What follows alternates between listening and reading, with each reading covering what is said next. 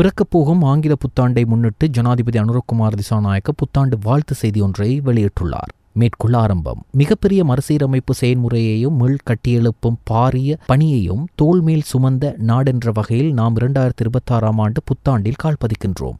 பல்வேறு சவால்களுக்கு மத்தியில் கடந்த 2025 ஆண்டு தேசிய அபிலாஷைகளை அடிப்படையாக கொண்ட நிலையான அபிவிருத்திக்காக அடித்தளமிட்ட ஆண்டாக அமைந்தது.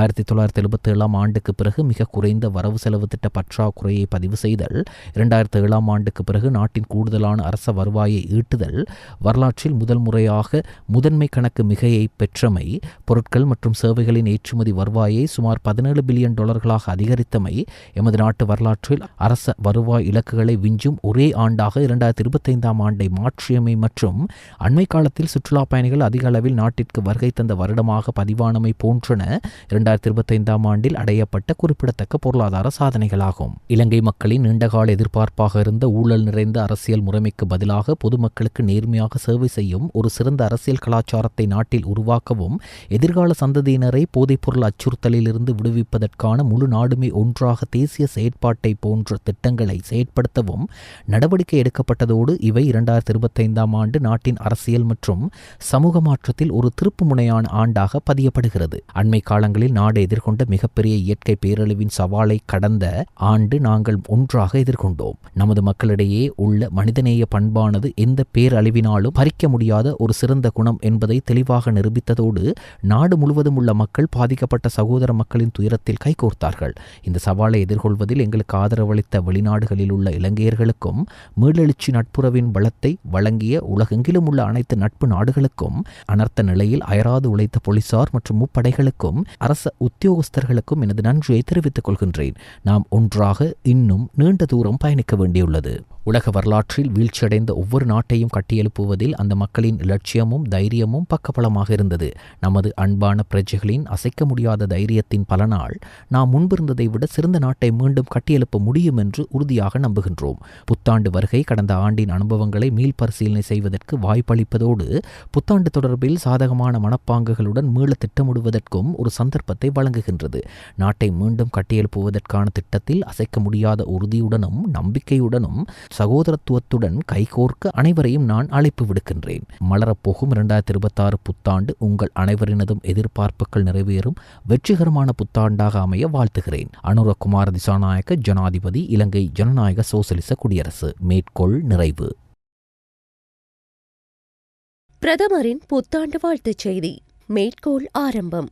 2026 ஆண்டின் விடியலில் நாம் நின்று கொண்டிருக்கும் இவ்வேளையில் கடந்து வந்த 2025 ஆண்டினை மீளாய்வு செய்வது காலத்தின் தேவை என நான் கருதுகிறேன். ஒரு மக்கள் நல அரசாங்கமாக பல தீர்க்கமான மற்றும் முன்னோடியான நடவடிக்கைகளை முன்னெடுக்க முடிந்த ஓர் ஆண்டாக 2025 ஆண்டினை எண்ணி புதிய அரசியல் கலாச்சாரம் ஒன்றின் அடிப்படையில் அரச நிர்வாகத்தில் வெளிப்படைத்தன்மையை உறுதிப்படுத்தவும், ஊழலற்ற வினைத்திறன்மிக்க அரசு சேவைக்கான அடித்தளத்தை அமைக்கவும் எம்மால் முடிந்துள்ளதென நான் நம்புகிறேன். பொருளாதார ஸ்திரத்தன்மை, சர்வதேச ரீதியாக எமது நாட்டின் மீது கட்டியெழுப்பப்பட்டு வரும் நேர்மறையான கண்ணோட்டம், வெளிப்படைத்தன்மை மிக்க ஆட்சி முறைமை மற்றும் சட்டத்தின் மேலாதிக்கத்தை உறுதிப்படுத்தியமை போன்ற பல பிரதான துறைகளினூடாக 2025 ஆண்டை பற்றி நாம் திருப்தி அடையலாம். எவ்வாறாயினும் 2025 ஆண்டின் இறுதி பகுதியில் எதிர்கொள்ள நேர்ந்த துரதிருஷ்டவசமான இயற்கை அனர்த்தம் எமது நாட்டிற்கு சவாலானதொரு காலப்பகுதியாக அமைந்தது. அது நம் அனைவரது மனங்களையும் கவலையில் ஆழ்த்திய போதிலும் அத்தகைய இக்கட்டான தருணத்திலும் இலங்கையர்களாக நாட்டு மக்கள் வெளிப்படுத்திய சகோதரத்துவம், மனிதாபிமானம் மற்றும் ஒருவருக்கொருவர் உதவிக்கரம் நீட்டிய விதம் குறித்து இன்று உலகளவில் பேசப்பட்டு வருகின்றது. அந்த சவால்களை வெற்றி கொண்டு அனர்த்தத்தினால் பாதிக்கப்பட்ட மக்களின் மனங்களை ஆற்றி சீர்குலைந்த அவர்களின் வாழ்வாதாரத்தை மீள கட்டியெழுப்பும் உறுதியான அர்ப்பணிப்புடனேயே 2026 ஆண்டிற்குள் நாம் கால் பதிக்கின்றோம். கல்வித்துறையில் தரமான, அதே நேரம் நிலையான மாற்றத்தை ஏற்படுத்துகின்ற கல்வித்துறையின் மாற்றம், அரசு சேவை உட்பட அனைத்து துறைகளையும் டிஜிட்டல் மயமாக்கல், சாத்தியமான புதிய எண்ணக்கருக்களை கொண்ட முயற்சியாளர்களுக்கும் படைப்பாளர்களுக்கும் உலகளாவிய ரீதியில் முன்னேறுவதற்கான சூழலை உருவாக்குதல், போதைப் பொருளற்ற சுற்றாடலை நேசிக்கும் மனிதாபிமானம் மிக்க சமூகத்தை கட்டியெழுப்புதல் போன்ற பல சிறப்பான நோக்கங்களுடன் இன, மத மற்றும் கட்சி பேதங்களற்ற பலமான இலங்கை என்ற அடையாளத்துடன் இந்நாட்டை கட்டியெழுப்பும் பொறுப்பு அரசாங்கம் உட்பட ஒட்டுமொத்த நாட்டு மக்களுக்கும் இருக்கின்றது என்பதை இவ்வேளையில் நினைவூட்ட விரும்புகிறேன். கடந்த ஆண்டில் நாம் எதிர்கொண்ட சகலவிதமான சவால்களையும் சக்தியாக மாற்றிக்கொண்டு புதிய உத்வேகத்துடனும் எதிர்பார்ப்புகளுடனும் 2026ஆம் ஆண்டிற்குள் அடியெடுத்து வைக்குமாறு உங்களை அழைக்கின்றேன். உங்கள் அனைவருக்கும் அமைதியும் மகிழ்ச்சியும் சுபீட்சமும் நிறைந்த வெற்றிகரமான இனிய புத்தாண்டு நல்வாழ்த்துக்கள். மேற்கோள் முடிவு. தேசிய மக்கள் சக்தி ஆட்சியில் அமைந்துள்ள கொழும்பு மாநகர சபையின் 2026ஆம் ஆண்டிற்கான வரவு செலவு திட்டத்தின் 2ஆம் வாசிப்பு 2 மேலதிக வாக்குகளால் நிறைவேற்றப்பட்டுள்ளது. இன்று இடம்பெற்ற வாக்கெடுப்பில் வரவு செலவு திட்டத்திற்கு ஆதரவாக 58 வாக்குகளும் எதிராக 56 வாக்குகளும் பதிவாகியிருந்தன. கொழும்பு மாநகர சபையின் கன்னி வரவு செலவு திட்டம் கடந்த டிசம்பர் 22ஆம் தேதி சபையில் சமர்ப்பிக்கப்பட்ட போதிலும் அது தோல்வியடைந்திருந்தது. அன்றைய தினம் முதல் தடவையாக நடைபெற்ற வாக்கெடுப்பில் வரவு செலவு திட்டத்திற்கு எதிராக 60 வாக்குகளும் ஆதரவாக 57 வாக்குகளும் மட்டுமே கிடைத்திருந்தன. இவ்வாறான பின்னணியில் இன்றைய தினம் மீண்டும் ஒருமுறை கொழும்பு மாநகர சபை மேயர் வராய் கலி பல்தசார் அவர்களால் வரவு செலவு திட்டம் சபையில் சமர்ப்பிக்கப்பட்டது.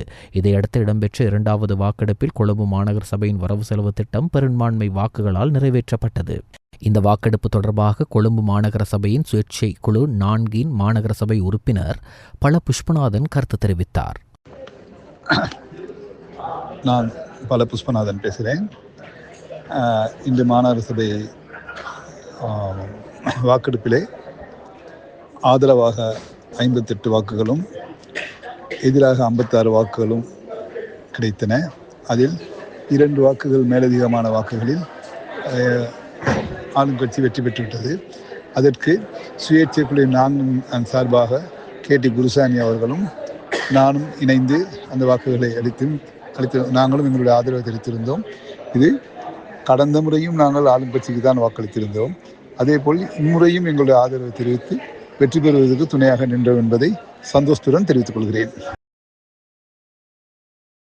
கொழும்பு மாநகர சபையில் இடம்பெற்றதாக கூறப்படும் ஊழல் மற்றும் முறைகேடுகளை விசாரணை செய்து அறிக்கை சமர்ப்பிப்பதற்காக ஜனாதிபதி விசாரணை ஆணைக்குழு ஒன்று நியமிக்கப்பட்டுள்ளது.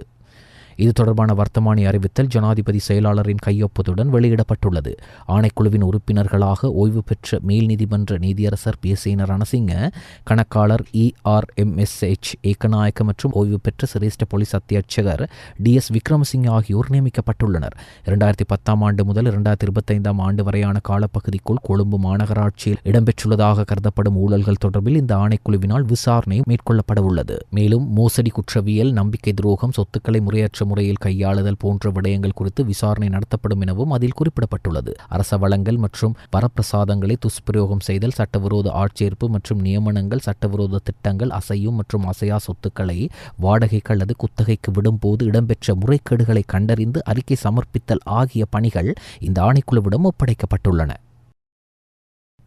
களுத்தர நாகுட போதனா வைத்தியசாலையில் மேற்கொள்ளப்பட்ட துப்பாக்கிச் சூட்டில் காயமடைந்தவர் ராஜவத் சத்துவா என அழைக்கப்படும் நாராயணகே திலீப் சதுரங்க என போலீசார் அடையாளம் கண்டுள்ளனர். இவர் கடந்த டிசம்பர் 13ஆம் தேதி போதைப்பொருள் குற்றச்சாட்டு தொடர்பில் களுத்துறை தெற்கு போலீசாரால் கைது செய்யப்பட்டு களுத்துறை நீதவான் நீதிமன்றத்தில் ஆஜர்படுத்தப்பட்ட பின்னர் விளக்கமறியலில் வைக்கப்பட்டிருந்தவர் ஆவார். சிறையில் இருந்தபோது கடந்த 29ஆம் தேதி சிறை கைதிகள் சிலரால் தாக்கப்பட்டமையினால் இவர் சிகிச்சைக்காக வைத்தியசாலையில் அனுமதிக்கப்பட்டுள்ளார் என வைத்தியசாலை பேச்சாளர் ஒருவர் தெரிவித்தார். சிறைச்சாலை அதிகாரிகளின் பாதுகாப்பிற்கு மத்தியில் களுத்துறை நாகுட போதனா வைத்தியசாலையின் 14ஆம் இலக்க விடுதியில் காலில் விலங்கிடப்பட்டு தங்கியிருந்து சிகிச்சை பெற்று வந்த நிலையிலேயே இன்று காலை 6:15 மணியளவில் இவர் துப்பாக்கிச் சூட்டுக்கு இலக்காகியுள்ளார். இனந்தெரியாத துப்பாக்கிதாரி ஒருவர் ரிவால்வர் ரக துப்பாக்கியால் சுட்டுவிட்டு வைத்தியசாலை மதிலின் மேலாக குதித்து தப்பிச் சென்றுள்ளதாக இதுவரை மேற்கொள்ளப்பட்ட விசாரணைகளிலிருந்து தெரியவந்துள்ளதாக போலீசார் தெரிவித்தனர். விசாரணைகளுக்காக களத்துறை குற்றத்தடுப்பு பிரிவு போலீஸ் விசேட அதிரடிப்படை அதிகாரிகள் மற்றும் தடவியல் போலீசார் வரவழைக்கப்பட்டனர்.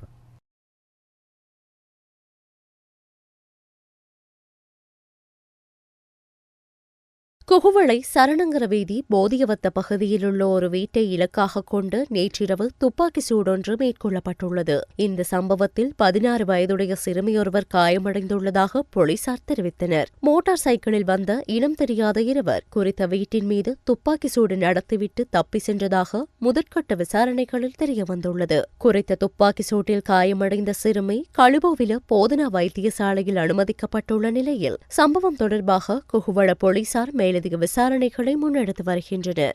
காலி மாநகர சபையின் விசேட கூட்டத்தின் போது அமைதியற்ற முறையில் நடந்து கொண்ட மாநகர சபை செயலாளர் உள்ளிட்ட அதிகாரிகள் மீது நீர்த்தாக்குதல் நடத்தி குற்றவியல் பலாத்காரத்தை பிரயோகித்து அரச கடமைகளுக்கு இடையூறு விளைவித்த குற்றச்சாட்டில் எதிர்க்கட்சி பெண் உறுப்பினர் ஒருவர் உட்பட 5 பேர் கைது செய்யப்பட்டுள்ளனர். கைது செய்யப்பட்டவர்களில் காலி மாநகர சபையின் ஐக்கிய தேசிய கட்சியின் 2 உறுப்பினர்கள், பொதுஜன ஐக்கிய முன்னணியின் பெண் உறுப்பினர் ஒருவர் மற்றும் ஐக்கிய மக்கள் சக்தியின் 2 உறுப்பினர்கள் அடங்குகின்றனர். இவர்களிடம் வாக்குமூலம் பதிவு செய்யப்பட்டதன் பின்னர் சந்தேக நபர்களை இன்று காலி நீதவான் நீதிமன்றத்தில் ஆஜர்படுத்த நடவடிக்கை எடுக்கப்பட்டது. நேற்று மாநகர மேயர் சபையை ஆரம்பித்தவுடன் சபை செயலாளர் உள்ளிட்ட அதிகாரிகளுக்கு எதிராக எதிர்க்கட்சி உறுப்பினர்கள் எதிர்ப்பு வெளியிட்டதால் சபையில் அமைதியற்ற நிலை ஏற்பட்டது. கடந்த வரவு செலவு திட்ட வாக்கெடுப்பின் போது ஏற்பட்ட தகராறு ஒன்றில் செயலாளர் உள்ளிட்ட அதிகாரிகள் சபைக்குள் நடந்து கொண்ட விதம் தொடர்பில் இந்த எதிர்ப்பு தெரிவிக்கப்பட்டது. மாநகர மேயர் நிகழ்ச்சி நிரலுக்கு அமைய சபை நடவடிக்கைகளை முன்னெடுத்ததுடன் அதனைத் தொடர்ந்து குழுநிலை விவாதத்தை அறிவித்த போதே கூட்டு எதிர்க்கட்சி உறுப்பினர்கள் சிலர் அதிகாரிகள் அமர்ந்திருந்த பகுதியை நோக்கி நீர்போத்தல்களால் தாக்குதல் நடத்தியுள்ளனர். நிலைமையை கட்டுப்படுத்த முடியாததால் மேயர் சபையை 30 நிமிடங்களுக்கு ஒத்திவைத்தார். அந்த நேரத்திலும் எதிர்க்கட்சி உறுப்பினர்கள் கூச்சலிட்டு அமைதியற்ற வகையில் நடந்து கொண்டதாக தெரிவிக்கப்படுகிறது. ஐக்கிய தேசிய கட்சியின் பிரதி தலைவர் ருவான் விஜயவர்தன, உபத்தலைவர் அகிலவிராஜ் காரியவசம், முன்னாள் ஐக்கிய தேசிய கட்சியின் தேசிய அமைப்பாளர் நவீன் திசாநாயக்க மற்றும் ஐக்கிய மக்கள் சக்தியின் தலைவரும் எதிர்க்கட்சித் தலைவருமான சஜித் பிரேமதாஸ் ஆகியோருக்கிடையே நேற்று மதியம் விசேட சந்திப்பு ஒன்று இடம்பெற்றது. இச்சந்திப்பு குறித்து தனது எக்ஸ் தளத்தில் ஒரு பதிவிட்டிருந்த எதிர்க்கட்சித் தலைவர் சஜித் பிரேமதாச, எமது தாய்நாடு எதிர்கொள்ளும் சவால்கள் மற்றும் தேசிய இலக்குகளை பயனுள்ள மற்றும் திறமையான முறையில் நிறைவேற்ற போதுமான கொள்கை நடவடிக்கைகளை வகுப்பதன் முக்கியத்துவம் குறித்து பயனுள்ள மற்றும் நேர்மையான கலந்துரையாடல்கள் நடைபெற்றன என தெரிவித்திருந்தார். இலங்கை மெராயா சமுத்திரவள்ளி அருள்மிகு முத்துமாரியம்மன் ஆலயத்தில் ஐயப்பன் புனித யாத்திரை குழு நடத்திய 23வது மகா மண்டல பூஜையின் விசேட ஐயப்பனுக்கு அபிஷேகமும் 108 சங்காபிஷேகமும் மிக சிறப்பாக இடம்பெற்றது. காலை விநாயகர் வழிபாட்டுடன் ஆரம்பிக்கப்பட்டு ஐயப்பனுக்கான விசேட யாகம் ஆரம்பிக்கப்பட்டது. இதன்போது யாக திரவியங்கள் போடப்பட்டு பூர்ணாகுதி நடைபெற்றது. தொடர்ந்து ஐயப்பனுக்கு பால், தயிர், நெய், இளநீர், தேன், சந்தனம், குங்குமம் என்பனவற்றால் அபிஷேகம் செய்யப்பட்டு கும்பநீர் ஆலயத்தை சுற்றி வந்து ஐயப்பனுக்கு அபிஷேகம் செய்யப்பட்டது. இதன்போது நுவர்லியா மாவட்டத்தைச் சேர்ந்த ஏராளமான பக்தர்கள் கலந்து சிறப்பித்தனர்.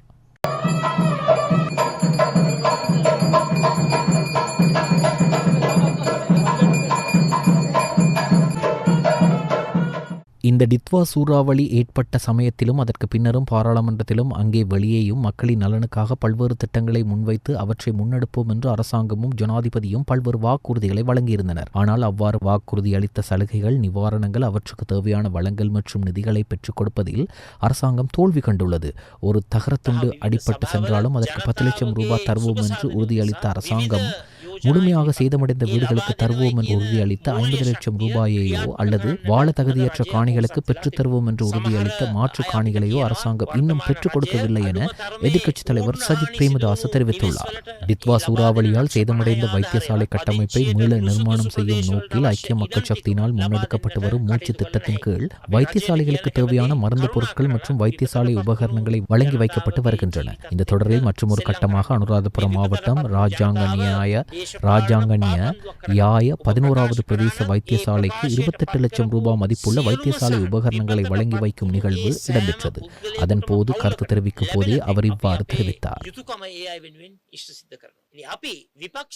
93 ஆண்டுகால உள்நாட்டு இறைவரி திணைக்கள வரலாற்றில் 2203 பில்லியன் ரூபாய் அதிகபட்ச வருவாயை ஈட்ட உள்நாட்டு இறைவரி திணைக்களத்தால் முடிந்துள்ளதாகவும், இது இந்த ஆண்டு வருவாய் இலக்கை விட 33 பில்லியன் ரூபாய் மேலதிக வருவாய் சேகரிப்பு எனவும், கடந்த ஆண்டில் ஈட்டப்பட்ட வருவாயுடன் ஒப்பிடும்போது இது 15% அதிகரிப்பாகும் என்றும் உள்நாட்டு இறைவரி திணைக்கள பணிப்பாளர் நாயகம் ருக்தேவி பெர்னாண்டோ தெரிவித்தார். ஜனாதிபதி அனுரகுமார் திசாநாயக்க தலைமையில் நேற்று காலை திணைக்களத்தின் கேட்போர் கூடத்தில் நடைபெற்ற கலந்துரையாடலின் போது உள்நாட்டு இறைவரி திணைக்கள பணிப்பாளர் நாயகம் இவ்வாறு தெரிவித்தார். உள்நாட்டு இறைவரி திணைக்கள வரலாற்றில் முதல் முறையாக ஜனாதிபதி ஒருவர் இத்திணைக்களத்திற்கு வருகை தந்திருந்ததை குறிக்கும் வகையில் நேற்று காலை ஜனாதிபதி அனுரகுமார் திசாநாயக்க திணைக்களத்திற்கு சென்று ஊழியர்களை சந்தித்தார். 2025ஆம் ஆண்டில் அடைந்த முன்னேற்றம் மற்றும் 2026ஆம் ஆண்டிற்கான புதிய திட்டங்கள் குறித்து அவர் ஆராய்ந்ததோடு பணியாளர்களுடனான சந்திப்பிலும் இணைந்து கொண்டார். அரசாங்கம் எதிர்பார்த்ததை விட அதிக வருவாயை பெற்று தந்தமைக்கு உள்நாட்டு இறைவரி திணைக்கள அனைத்து ஊழியர்களுக்கும் நன்றி தெரிவித்த ஜனாதிபதி அதே இலக்கை நோக்கி தொடர்ந்து பணியாற்றி நாட்டிற்கு தேவையான பொருளாதார மாற்றத்தை அடைவதற்கு அர்ப்பணிக்குமாறும் அனைவரிடமும் கோரிக்கை விடுத்தார். ඉක්මනින්ම නීතිය ක්‍රියාත්මක කරන්න. කවුද තරාතිරම කාගෙද මොනවද කිසි දෙයක් අදාළ නැහැ. ඒවා රජයට හිමි සල්ලි. විශේෂයෙන්ම දන්න වැට් වගේ ගත්තොත් නේද? ඒවා එකතු කරගත්තු සල්ලි ඒගොල්ලෝ. ඒගොල්ලෝ මිනිස්සුන්ගෙන් එකතු කරගෙන ආවන්ට උන්නේ දෙන්නේ. කරන්න බෑ. 2000 මුල කාලේ අපි දන්නවා විශාල වැට් බදු වංචාව. මිනිස්සුගේ සල්ලි එකතු කරලා දෙන්නේ නැහැ. ඒවට නීතිය අපි තියෙන තදට මෙතුමියත් එක දෙක දවසක් කතා කරනකොට නීති මදි නම් අපිට කියන්න තව මට බලවත් කරලා දෙන්න ඕන. මොකද මේ කිසිසේත්ම මර්ධනයක් බලහත්කාරීත්වයක් නෙවෙයි හිමිකමක් තියෙන හැම පුරවැසියෙකුටම නීතියට බැඳිලා තියෙනවා. රාජ්‍යයට හිමිකමක් තියෙනවා. ඒ හිමිකමට අවශ්‍ය දායකත්වය විතර අපි ඉල්ලන්නේ.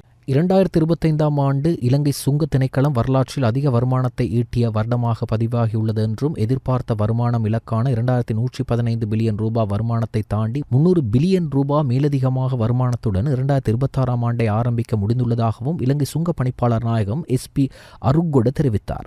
ஜனாதிபதி அனுரகுமார் திசாநாயக்க தலைமையில் நேற்று முற்பகல் சுங்க திணைக்கள கேட்போர் கூடத்தில் நடைபெற்ற கலந்துரையாடலிலேயே இலங்கை சுங்க பணிப்பாளர் நாயகம் இவ்வாறு தெரிவித்தார். இலங்கை சுங்க திணைக்களம் 2025 ஆண்டு பெற்றுக்கொண்ட முன்னேற்றம் மற்றும் 2026 ஆண்டிற்கான புதிய திட்டம் தொடர்பில் ஆராய்வதற்காக நேற்று காலை இலங்கை சுங்க திணைக்களத்திற்கு விஜயம் சென்ற ஜனாதிபதி சுங்க பணிப்பாளர்கள் உள்ளிட்ட சிரேஷ்ட அதிகாரிகளுடன் கலந்துரையாடல் நடத்தினார்.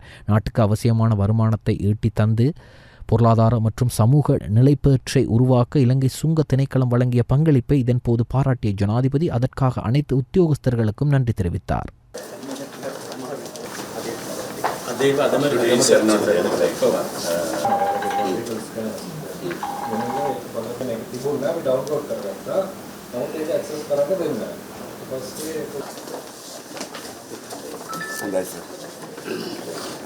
கணக்காய்வாளர் நாயகத்தை நியமிப்பதில் அரசியலமைப்பு சபை குறுகிய நோக்கங்களின் அடிப்படையில் தனது எல்லையை மீறி செயற்பட்டுள்ளதாக அமைச்சரவை பேச்சாளர் அமைச்சர் நலிந்த ஜெயதிச தெரிவித்துள்ளார்.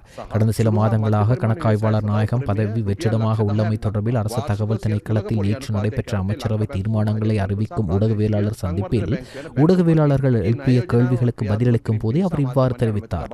அரசியலமைப்பின் கீழ் ஜனாதிபதிக்கு வழங்கப்பட்டுள்ள அதிகாரங்களுக்கு அமைய கணக்காய்வாளர் நாயகத்தை நியமிப்பதற்கு தேவையான தகுதிகளை கொண்ட நபர்களின் பெயர்களை 4 சந்தர்ப்பங்களிலும் ஜனாதிபதி அரசியலமைப்பு சபைக்கு சமர்ப்பித்துள்ளதாக அமைச்சர் குறிப்பிட்டார். நாட்டில் ஏற்பட்ட சீரற்ற காலநிலையால் உயிரிழந்த மக்களுக்கு அஞ்சலி செலுத்தும் முகமாக கலை கலாச்சார நிகழ்வுகளுக்கு அனுமதி மறுக்கப்பட்டதால் மாநகர சபைக்கு எதிராக சமூக வலைத்தளங்களில் பரவும் விமர்சனங்களுக்கு மட்டக்களப்பு மாநகர சபை முதல்வர் சிவம் பாக்கியநாதன் அவர்கள் விளக்கமளித்துள்ளார். மற்றும் உடைமைகளை இழந்து தவிக்கின்ற இவர்களுக்கும் நாங்கள் எங்களது அனுதாபங்களை தெரிவித்துக் கொள்கிறோம். அந்த வகையிலே இறந்தவர்களுக்கு எமது ஆழ்ந்த அஞ்சலியையும் அந்த இறந்தவர்களின் உறவினர்கள் எல்லோருக்கும் எங்களது ஆழ்ந்த அனுதாபங்களையும் இந்த நேரத்தில் தெரிவித்துக் கொள்கின்றோம். துப்பாக்கி அனுமதி பத்திரம் வைத்துள்ள நபர்கள் மற்றும் நிறுவனங்கள் 2026 ஆண்டிற்கான அனுமதி பத்திரங்களை புதுப்பிப்பதற்கான கால அவகாசம் எதிர்வரும் ஜனவரி 31 வரை 1 மாத காலத்திற்கு நீடிக்கப்பட்டுள்ளதாக பாதுகாப்பு அமைச்சு தெரிவித்துள்ளது. 2025 செப்டம்பர் 1 முதல் டிசம்பர் 31 வரை மட்டுமே அனுமதி பத்திரங்களை புதுப்பிக்க முடியும் என முன்னர் அறிவிக்கப்பட்டிருந்ததாக பாதுகாப்பு அமைச்சு வெளியிட்டுள்ள அறிக்கையில் தெரிவிக்கப்பட்டிருந்தது. எனினும் நாட்டில் நிலவிய அனர்த்த நிலைமை காரணமாக இந்த கால எல்லை நீடிக்கப்பட்டுள்ளது. அதற்கமைய 2026 ஜனவரி 31 பின்னர் செல்லுபடியாகும் அனுமதி பத்திரமின்றி துப்பாக்கி ஒன்றை வைத்திருப்பது துப்பாக்கி கட்டளை சட்டத்தின் 22வது பிரிவின் கீழ் தண்டனைக்குரிய குற்றமாகும். மேலும் 2026 அல்லது 2027 ஆண்டுகளுக்கான தனியார் பாதுகாப்பு சேவை நிறுவனங்களின் பதிவை புதுப்பிப்பதற்கான கால எல்லையும் ஜனவரி 31 வரை நீடிக்கப்பட்டுள்ளது. குறித்த திகதிக்கு பின்னர் மேற்கொள்ளப்படும் புதுப்பித்தல்கள் வடக்கு, கிழக்கு, மத்திய, வடமத்திய மற்றும் ஊவா மாகாணங்களிலும் ஹம்பாந்தோட்டை மாவட்டத்திலும் அவ்வப்போது மழையோ அல்லது இடியுடன் கூடிய மழையோ பெய்யக்கூடிய சாத்தியம் காணப்படுவதாக வளிமண்டலவியல் திணைக்களம் எதிர்வு கூறியுள்ளது. மத்திய மற்றும் ஊவா மாகாணங்களிலும் மட்டக்களப்பு, அம்பாறை மற்றும் ஹம்பாந்தோட்டை மாவட்டங்களிலும் சில இடங்களில் 75 மில்லிமீட்டர் அளவான ஓரளவு பலத்த மழை வீழ்ச்சி எதிர்பார்க்கப்படுகின்றது. நாட்டின் ஏனைய பிரதேசங்களில் பல இடங்களில் பிற்பகல் 2 மணிக்கு பின்னர் மழையோ அல்லது இடியுடன் கூடிய மழையோ பெய்யக்கூடிய ஏற்படக்கூடிய சாத்தியம் காணப்படுகின்றது. சப்ரகமுவா மற்றும் மத்திய மாகாணங்களிலும் காலி மற்றும் மாத்தறை மாவட்டங்களிலும் சில இடங்களில் அதிகாலை வேளையில் பனிமூட்டமான நிலை காணப்படும் என எதிர்பார்க்கப்படுகின்றது. இடியுடன் கூடிய மழை பெய்யும் வேளைகளில் அப்பிரதேசங்களில் தற்காலிகமாக வீசக்கூடிய பலத்த காற்று மற்றும் மின்னல் தாக்கங்களினால் ஏற்படக்கூடிய பாதிப்புகளை குறைத்துக் கொள்ள தேவையான முன்னெச்சரிக்கை நடவடிக்கைகளை எடுத்துக் கொள்ளுமாறு பொதுமக்கள் அறிவுறுத்தப்படுகின்றார்கள்.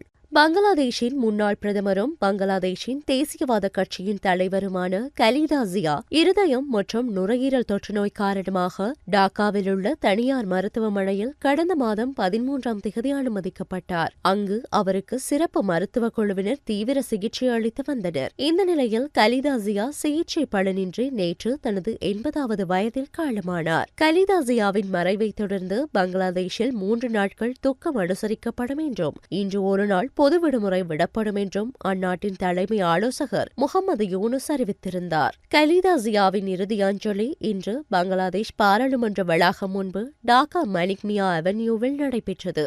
கலீதா ஜியாவின் கணவர் ஜியாவுர் ரஹ்மான் ஆவார். ராணுவ தளபதியாக இருந்த அவர் பின்னாளில் அதிபரானார். முதலில் ராணுவ தளபதியின் மனைவியாகவும் அதிபரின் மனைவியாகவும் கலீதா ஜியா அறியப்பட்டார். கடந்த 1981ஆம் ஆண்டு ஜியாவுர் ரஹ்மான் கொல்லப்பட்ட பிறகு கலீதா ஜியா அரசியலில் நுழைந்தார். அவர் அரசியலுக்கு வந்தது விபத்தாக கருதப்படுகிறது. ராணுவ புரட்சி மூலம் எர்ஷாத் அதிபரான பிறகு ஜனநாயகத்தை மீட்க போராடியதில் கலீதா ஜியா முக்கிய பங்கு வகித்தார். 1991ஆம் ஆண்டு பிப்ரவரி மாதம் முதல் முறையாக பிரதமரானார். பங்களாதேஷின் முதலாவது பெண் பிரதமர் என்ற பெருமையை பெற்றார். 1996 மற்றும் 2001 ஆகிய ஆண்டுகளிலும் பிரதமரானார். இந்தியாவின் உத்தரகாண்ட் மாநிலம் சாமோலி மாவட்டத்தில் உள்ள நீர்மின் திட்ட சுரங்கப்பாதையினுள் நேற்றிரவு நடந்த தொடருந்து விபத்தில் சுமார் 60 பேர் காயமடைந்தனர். சாமோலி மாவட்டத்தின் அலக்நந்தா ஆற்றின் குறுக்கே 444 மெகாவாட் உற்பத்தி திறன் கொண்ட நீர்மின் திட்டம் ஒன்று செயல்படுத்தப்பட்டு வருகின்றது.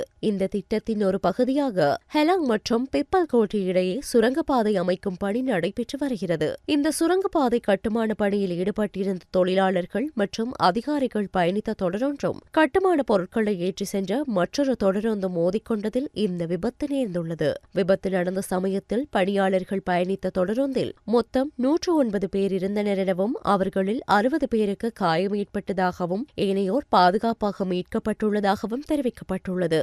விபத்தின் பின்னர் கட்டுமான பணிகள் தற்காலிகமாக நிறுத்தப்பட்டுள்ளதோடு விபத்துக்கான காரணம் குறித்து போலீசார் மற்றும் திட்ட அதிகாரிகள் விசாரணை நடத்தி வருகின்றனர். சுரங்கப்பாதையினுள் சமிஞ்ஞை குறைபாடு ஏற்பட்டதா அல்லது மனித தவறுகள் காரணமா என்ற கோணத்தில் விசாரணை நடைபெறுவதாக இந்திய ஊடகங்கள் தெரிவிக்கின்றன. வெனிசுலா நாட்டில் போதைப்பொருள் கடத்தல்காரர்கள் பயன்படுத்தி வந்த துறைமுக பகுதியை அமெரிக்கா தாக்குதல் நடத்தி தகர்த்ததாக அமெரிக்க ஜனாதிபதி டொனால்ட் ட்ரம்ப் தெரிவித்துள்ளார். அமெரிக்காவில் அதிகரித்து வரும் போதைப்பொருள் கலாச்சாரத்திற்கு வெனிசுலாதான் காரணம் என கூறி அந்நாட்டுக்கு எதிரான நடவடிக்கையில் கடந்த சில மாதங்களாக அமெரிக்க ஜனாதிபதி டிரம்பின் நிர்வாகம் ஈடுபட்டு வருகின்றது. வெனிசுலாவை சேர்ந்த டிரென்டே அரகுவாரோ எனும் போதைப்பொருள் கடத்தல் குழுவினர் பயன்படுத்திய மிகப்பெரிய துறைமுக பகுதியை கடந்த சில நாட்களுக்கு முன்பு வான்வழி தாக்குதல் நடத்தி தகர்த்ததாக அமெரிக்க ஜனாதிபதி டொனால்ட் ட்ரம்ப் தெரிவித்துள்ளார். இந்த தாக்குதலில் உயிரிழப்புகள் எதுவும் ஏற்படவில்லை எனவும் ஏராளமான படகுகள் அழிக்கப்பட்டன எனவும் கூறப்படுகிறது. ஆனால் இந்த தாக்குதல்களை அமெரிக்க ராணுவம்தான் நடத்தியதா என்பது குறித்த தகவல்கள் வெளியாகவில்லை. இத்துடன் ட்ரம்ப் கூறும் இந்த தாக்குதல்கள் குறித்து வெனிசுலா அரசு இதுவரை எந்த ஒரு கருத்தும் தெரிவிக்கவில்லை. ஏற்கனவே வெனிசுலா ஜனாதிபதி நிக்கோலஸ் மதுரோ தலைமையிலான அரசை கவிழ்க்கவே அமெரிக்கா ராணுவ நடவடிக்கைகளை மேற்கொண்டு வருவதாக வெனிசுலா குற்றம் சாட்டியுள்ளது. உறுதி செய்யப்படாத இந்த தாக்குதல் எண்ணெய் வளமிக்க தென் அமெரிக்க நாடான வெனிசுலாவின் மீது ட்ரம்ப் நிர்வாகம் நடத்திய முதல் நேரடி தாக்குதல் என கூறப்படுகிறது. மேலும் பரஸ்பர மரியாதையின் அடிப்படையில் அமெரிக்காவுடன் நேரடி பேச்சுவார்த்தைகள் நடத்த தயார் என வெனிசுலா ஜனாதிபதி நிக்கோலஸ் மதுரோ அறிவித்துள்ளது குறிப்பிடத்தக்கது. இலங்கை ஆடவர் தேசிய கிரிக்கெட் அணியின் வேகப்பந்து வீச்சு ஆலோசகர் பயிற்றுவிப்பாளராக லசித் மாலிங்க நியமிக்கப்பட்டுள்ளார். இலங்கை கிரிக்கெட் நிறுவனம் இந்த அறிவிப்பை உத்தியோகபூர்வமாக வெளியிட்டுள்ளது. இந்த நியமனமானது டிசம்பர் 15 முதல் 2026 ஜனவரி 25 வரை குறுகிய கால அடிப்படையிலானதாகும் என இலங்கை கிரிக்கெட் நிறுவனம் தெரிவித்துள்ளது. 2026ஆம் ஆண்டு நடைபெறவுள்ள ICC ஆடவர் T20 உலகக்கிண்ண தொடருக்காக இலங்கை அணியை தயார்படுத்தும் ஒரு அங்கமாக இந்த நடவடிக்கை எடுக்கப்பட்டுள்ளது.